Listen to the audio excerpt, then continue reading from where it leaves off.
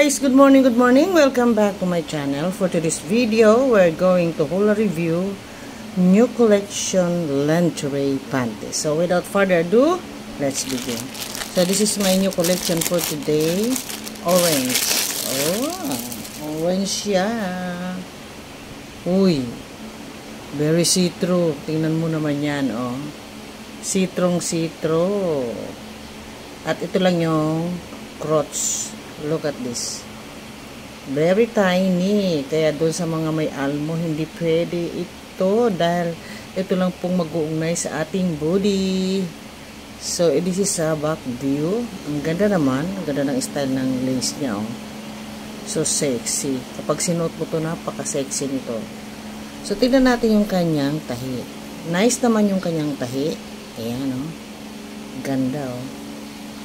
Beautiful and very quality talaga ang kanyang tahi.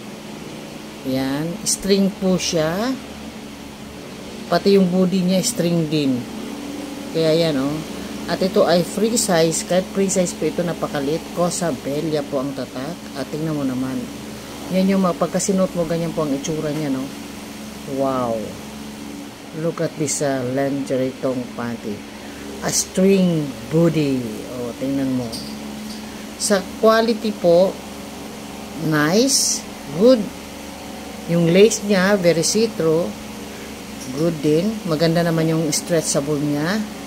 At yung kanyang lining, perfect kasi meron siyang lining na, tiny lining na cotton. Kaya lang, yun ang kaya lang. Hindi ka pwede dito magbibika-buka ka dahil ito'y napakaliit lang. O, tingnan mo naman. Sobrang liit lang. Ito lang yung mag-uugnay sa body natin. So, very tiny. But, look at this. So sexy. Beautiful. This is so beautiful and sexy. And the color is so attractive. Pink. Parang orange na pink. Parang ganun. Meron siyang metal ring na nakalagay dito. Ayan po. Kaya, kapag sinuot mo yan, ang sexy-sexy. Ito yung pinaka-back view. Ito naman yung pinaka-front view. Ayan. And this is very affordable because this is only 50 pesos. So, pag i-convert natin sa dollar is $1 lang po ito. So, very affordable. Kayang-kaya ng ating bulsa. So, that is for today for our sexy, tiny, G-string bikini panty. Thank you for watching. Bye-bye!